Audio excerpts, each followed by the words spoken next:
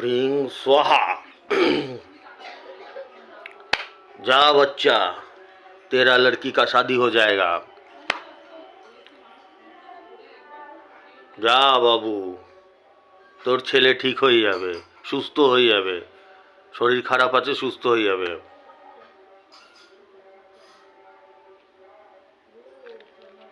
ডায়লগগুলো চেনা চেনা মনে হচ্ছে। এই কথাগুলো চেনা চেনা মনে হচ্ছে। বন্ধুরা, এই কথাগুলো যেই বলবে তোমাদের, যে বলবে, এই কথাগুলোর আক্ষরিক মানে অর্থ হচ্ছে গিয়ে ঝাসা, টোটাল ঝাসা। আমি অনুরোধ করব তোমাদেরকে, এই ঝাসায় পড়ো না, লাইফ শেষ হয়ে যাবে। এই ঝাসায় পড়ো না, বুঝতে পারলাম?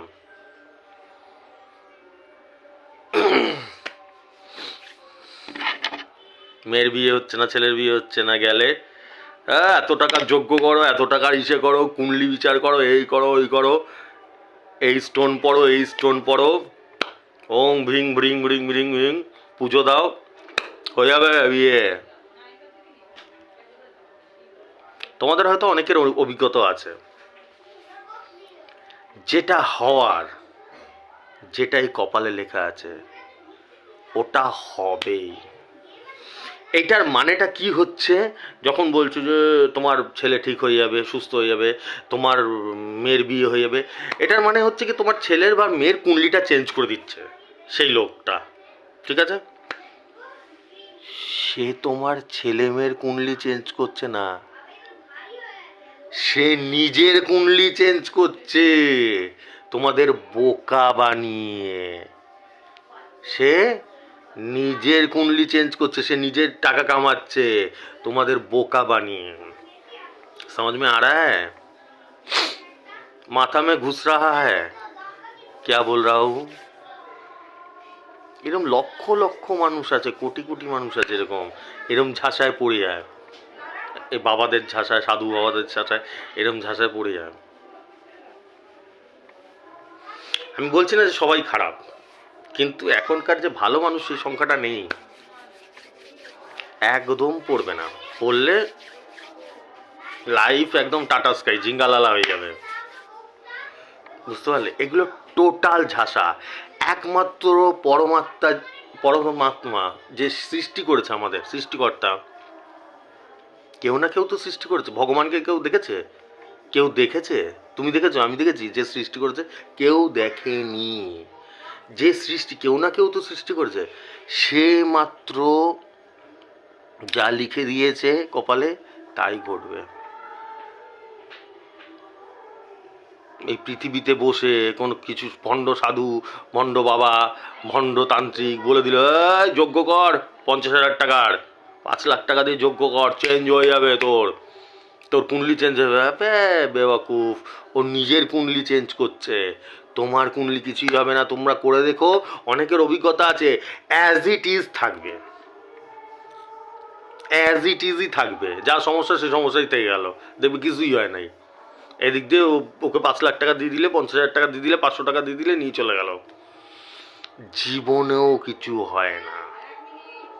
এটা গাঁট বেঁধে নাও, এটা মাথায় ঢুকিয়ে নাও, যেটা পরমাত্মা লিখে দিয়েছে, সৃষ্টিকর্তা লিখে দিয়েছে, তাই ঘটবে। কেউ হিলাতে পারবে না, কেউ না, কেউ পারবে না।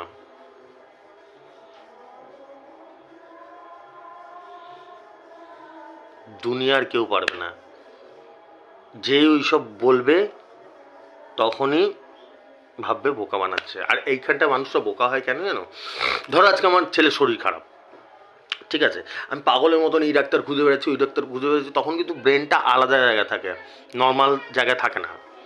তখন একজন যদি কোনো কেউ এসে বলে যে এটা কর, 500 টাকা দে সাধু বাবাকে, হেভি সাধু বাবা, যা বলে তাই হয়, ভগবান, তখন অটোমেটিক চলে যায়। আমি হলেও চলে যায়। বুঝতে পারলাম? এটা থেকে একটু সতর্ক থাকার চেষ্টা করবে। উপরওয়ালাকে ডাকবে, ভগবানকে ডাকবে, ভগবান যা চাবে তাই হবে, তাছাড়া কিচ্ছু হবে না। কোনো সাধু, কোনো ইসে, ওটা শুধু নিজের কুণ্ডলি চেঞ্জ করে, নিজে টাকা কামায়, বোকা বানিয়ে পাবলিককে, আর কিচ্ছু না। মাথায় ঢুকছে? আর কিচ্ছু না, শুধু নিজের টাকা কামাও, ঠিক আছে?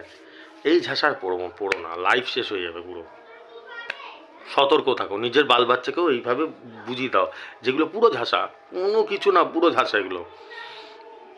উপরওয়ালাকে ডাকো, পরমাত্মাকে ডাকো, যদি কোনো সমস্যা হয় ভগবানকে প্রার্থনা করো, ভগবান ঠিক করে দেয়, তাছাড়া কেউ পারবে না।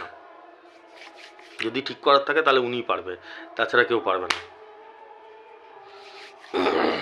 মাথায় ঢুকছে? ঢুকি না মাথায়।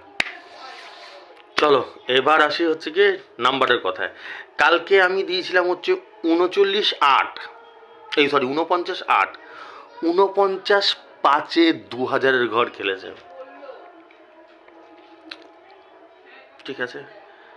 দিয়েছিলাম 07, কোথায় গেল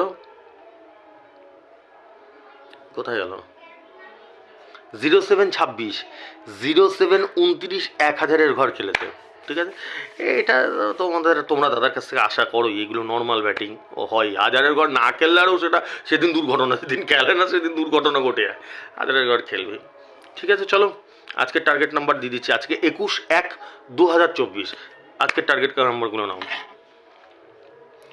33 মিনিট, 33-এর সাথে 81, 18, 16, 16-র সাথে 25, 84, 75, 75-এর সাথে 17, 36, 46, 46-এর সাথে 08, 31, 89, 89-এর সাথে 00, 79, 82, 82-র সাথে 28, 29, 65, ঠিক আছে?